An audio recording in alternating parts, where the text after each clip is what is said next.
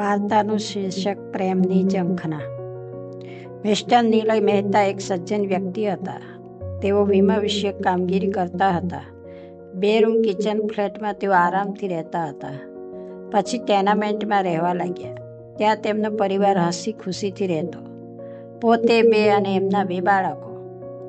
પણ થોડા સમય પછી બાજુના બ્લોકમાં એક બીજો પરિવાર રહેવા આવ્યો. 2 માણસ, પોતે અને એક એમનો પુત્ર. તે તેમણે જોયું. બધું જ સારું જણાતું હતું. ત્રણેય સાથે હરે ફરે અને સુખી.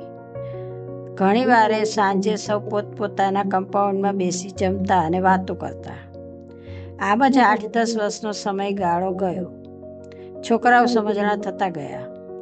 વાતચીતમાં જાણવા મળ્યું કે તેમને એક બીજો પુત્ર પણ હતો, પણ એક નાની આંચકી જેવી જ બીમારીમાં મૃત્યુ પામ્યો. બાકી સૌ આનંદથી રહેતા. ભાવભક્તિમય વાતાવરણ, મર્યાદામાં રહેવું એ જ એમની પત્નીનો જાણે કે સ્વભાવ. નિલય આ બધું જોયા કરે. મનોમન તેને આ નારી વંદનીય લાગે. ટીવી પર પણ ભાગ્યે જ સિરિયલના શબ્દો સાંભળવા મળે. ધાર્મિક કાર્યક્રમો જ તેઓ જોતા હોય, ખાસ કઈ ઉંમર ન હોવા છતાંય. હા, તેમના પતિ પછી મોડે સુધી મેચ જોતા હોય એવો અવાજ આવે. અંજવાળામાં તે તેમણે ઘણીવાર જોયું હતું. વળી વાતચીતમાં પણ તેમનો મુખ્ય વિષય ક્રિકેટ જ હોય.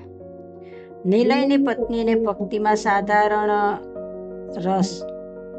ગાયન, ડિસ્કો, નવીન મૂવી જોવી કે સિરિયલો. કદાચ તેની આગળથી વધી રસોઈનો કાર્યક્રમ. પણ જીવન સમાંતર ચાલે.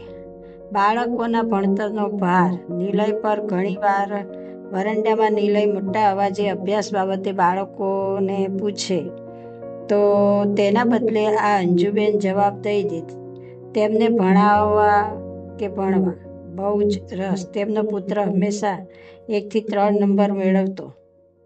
પણ એક દિવસ ગજબ થઈ ગયો.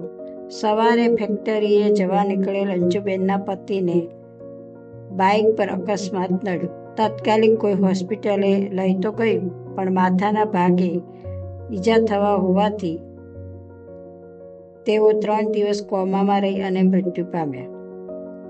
અંજુબેનની તો વાચા જણાઈ ગઈ. આ દરમિયાન તેમની પાસે આ મિસ્ટર દેવેનનો વીમા પોલિસી કરાર હોવાથી તેમણે તરત જ કાર્યવાહી શરૂ કરાવી દીધી અને દેવેનનો ₹4 લાખનો વીમો પાકતી મુદત પહેલાં કાર્યવાહી કરાવી કવરમાં રકમ મૂકી તે અંજુબેનને આપવા ગયા. આ સમયે પુત્ર સ્કૂલે હતો. 14 વર્ષનો તે હતો.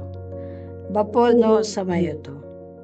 મિસ્ટર નિલયની પત્ની તો સહેલીઓ સાથે મોલમાં ખરીદી કરવા ગઈ હતી. આ કુટેવની ખબર તો આ બંનેને હતી જ. આ તમારા વીમા પોલિસીની રકમ, કહેતા આ વ્યક્તિ ઘરના ઉંબરે આવી ઊભી રહી. તેના વિવેકથી જાણતા અંજુબેને આવકાર આપ્યો, પણ તેમની નજરમાંથી તો શ્રાવણ ભાદરવો ચાલુ થયો. તે ખુરશી પર જ બેસી રહ્યા. તેમણે ધીમેથી રકમ ટેબલ પર મૂકી. પતિના મૃત્યુ પછી રોકી રાખેલો ડૂબો આજે જ છૂટ્યો. તે પોકે પોકે રડવા લાગ્યા, પણ અવાજ ન આવે એ રીતે. સગાવાલા તો વિધિને બાને 12 દિવસમાં જે કંઈ કરવાનું હતું કે કરવું હતું તે કરી જતા રહ્યા. ત્યારથી આજે 2 મહિના તે અને તેમનો દીકરો એકલા જ હતા. કોઈ ઉપર ચડવા તૈયાર ન હતું. પિયરથી તો મા બાપ ભાઈના ફોન આવતા રહેતા. આજે નિલયભાઈને પણ પોતાના મિત્રની યાદ આવી ગઈ. ભલો માણસ હતો. ભર જુવાનીમાં આ ન થવાનું થયું એનું દુઃખ તેણે પણ થયું. તેઓ મૂંગા રડ્યા. ક્યાંય સુધી બંને એકબીજાનો હાથ પકડી ખંભાથી ખંભો ટેકવી રડ્યા. થોડી વારે અંજુબેન સ્વસ્થ થયા, ઊભા થઈ પાણી લઈ આવ્યા. મારા જેવું કંઈ કામ હોય તો કહેજો, કંઈ તે ઊભા થઈ જવા લાગ્યા. પાછળથી અંજુબેન સહેજ હાથ પકડ્યો. લો, બેસન લડ્ડુ. અરે અત્યારે? હા, કાલે મારો દીકરો બહુ રડ્યો હતો ને, તેને ભાવે છે એટલે થોડા બનાવી આપ્યા. તેઓ ધીમું બોલ્યા. તમને ભાવે જ છે ને? તેણે એક કાગળમાં 2-3 લીટી પણ દીધા. હવે જલ્દી નીકળો. નિલય ઘરે આવી ઊંઘી ગયો. તેની પત્ની તો રાત્રે 9 વાગે ઘરે આવી, ખાવાના પાર્સલો સાથે. તેના બંને બાળકો ગામમાં રહેતા મામાના ઘરે ગયા હતા શનિ રવિની રજાઓ માણવા. નિલયના મનમાં પોતાના અને અંજુબેનના સંસારની સરખામણી થયા કરતી. આજે પતિ ગયા પછી પણ પોતાના પુત્રને લાડુ કરી ખવડાવે છે અને આ હોટલમાંથી ખાવાનું પાર્સલ લઈ આવી. ઠીક જેવા જેના નસીબ. સમય સરક્યો. 6 વર્ષ વીત્યા.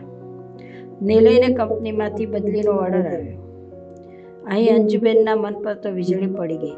આટલા સુંદર પડોશી ખોવાનો ના ગમે, પણ હવે થાય શું? અત્યારે એમનો પુત્ર 18 વર્ષ જેવો થયો હતો. હવે બીજી ખાસ કોઈ ચિંતાઓ પણ ન હતી. બધો જ સામાન ભરી નિલયભાઈ નીકળી ગયા. 2-3 વર્ષે વાત વિચારે પણ મુકાઈ. હા, મનના ખૂણે ક્યારેક યાદ આવતા, અરે ખરે અંજુબેન, ઘરમાં પડ્યા તમે શું કરો છો? કંઈ જાણવા મળ્યું? નિલયભાઈને ગંભીર અકસ્માત નડ્યો છે અને તેમના પત્નીનું તો સ્થળ પર જ મૃત્યુ થયું છે. આ બધા પુરુષો અત્યારે ત્યાં જાય છે, આપણા બાજુના શહેરે. તુલસીને જળ ચડાવતા લોટાને અંજુબેને માંડ સંભાળ્યો. આટલા સારા માણસ સાથે આ શું બની ગયું? તે વધુ સાંભળવા તૈયાર ન હતા. ઘરમાં આવી મંદિરના દીવામાં તેમણે વધુ ઘી પૂર્યું અને માતાજી સામે બેસી પ્રાર્થના કરવા લાગ્યા. સાંજ થતાં વાતચીત દ્વારા એટલું જાણવા મળ્યું કે દીકરી તો પરણાવી દીધી છે. બસ દીકરો અને બાપ નોંધારા થયા. અંજુબેનની આંખ આંસુથી ભીની થઈ ગઈ. નાનપણમાં ઘણીવાર પોતાના દીકરા સાથે તેણે તેને પણ ખવડાવ્યું હતું તે યાદ આવી ગયું. 15 દિવસ પછી પડોસણ પાસેથી સરનામું લઈ અંજુબેન ત્યાં પહોંચી જ ગયા. નિલયભાઈ સ્વસ્થ તો હતા, પણ ઘેરી ઉદાસી અને શૂન્ય અવકાશ તેમના ચહેરા પર હતો. અંજુબેન મોટો થેલો લઈ આવ્યા હતા. ત્યાં 2-3 અજાણી સ્ત્રીઓ હતી. જુઓ, આ બધું નિલયભાઈ અને એમના દીકરા માટે છે. કેટલાક ફળો, મીઠાઈ, ઘરની બનાવેલી સુખડી અને ઢેબરા. ઘર જેવું ખાવાનું જોઈ તેમનો દીકરો તો ખુશ થઈ ગયો. ત્યાં તે સાસરવરની દીકરી અંજુબેનને ઓળખતી પાસે આવી. આંટી આંટી કરી તે તેને વળગી ગઈ. આજે તેણે પોતાનું મન હળવું કર્યું. અંજુબેન ધીમેથી ઉઠી નિલયભાઈ તરફ સરક્યા. આજે તેમણે પોતાના બંને હાથથી નિલયના હાથ પકડ્યા. એટલું જ નહીં, તેમના ખંભે હાથ પણ મૂક્યો. મરેલામાં જીવ આવે એમ નિલય એક ધારો તેમને જોઈ રહ્યો. ધીરેથી ત્યાં ઉભેલા સૌ ખસ્યા. દીકરી તો પિતાના પગ પાસે બેસી ગઈ. અંજુબેને એક હાથ તેના માથે અને બીજો હાથ નિલયના ખંભે મૂક્યો અને પછી ત્રણેયનું મુખ રડવાનું શરૂ થયું. દુઃખના સમયમાં અંજુબેન દર મહિને આવતા રહ્યા. કંઈક ખાવાનું સાથે લાવે, થોડી વાર બેસે. 8-10 મહિના વીત્યા. આમાં 4-5 વાર તેમનો પુત્ર પણ સાથે આવ્યો. પુત્રે ધ્યાનથી જોયું કે માને નિલય અંકલ પર કંઈક ભાવ ચોક્કસ છે. એણે પોતાની સમજ પ્રમાણે એક દિવસ આ સરનામે એકલા જ પહોંચી જવું મુનાસિબ માન્યું. નિલય બોલ્યો, આજે વિચારીશ. સરનામે એકલો જ પહોંચ્યો અને પોતાના મનની વાત રજૂ કરી. નિલય બોલી ઉઠ્યો, આજે થોડું વિચારીશ. બાકી અંજુ તો તારી માં છે. તે મારા 2 બાળકોની માં બનવા થોડી તૈયાર થશે. એ મારો વિષય છે. તે ઘરે આવી ગયો. માં, મેં તને છેલ્લા કેટલાય વર્ષથી એકલતામાં બેઠેલી કે વિચારતી જોઈ છે. તે ખૂબ એકલતા વહોરી છે. પ્રેમની ઝંખના તારામાં છે, પણ તે દબાવી રાખી છે. આજે મેં તારા માટે એક સુપાત્ર શોધ્યું છે. જલ્દી કર, વિચારવાનો વખત નથી. મારા પપ્પા મારા માટે એટલું બધું મૂકી ગયા છે કે પરિવાર વિરોધ કરે તો પણ મને તો કોઈ વાંધો આવે એમ નથી. હા, હું તને મળવા ચોક્કસ આવતો રહીશ. હવે તારા ઘરનું સરનામું બદલાઈ જશે. તું નિલય અંકલના ઘરે જ રહીશ. અરે ગાંડોથામાં બકવાસ બંધ કર અને સાચું કહી દે. ત્યાં જ પાછળથી આંટી આંટી કરતા નિલયના બંને સંતાનો પણ શાંત થતા તો આવી જ ગયા. અમારા પપ્પાને તમારા સિવાય વધુ સારી રીતે કોઈ નહીં સમજી શકે. અમારે એમની જરૂર છે, સગાઓને નહીં.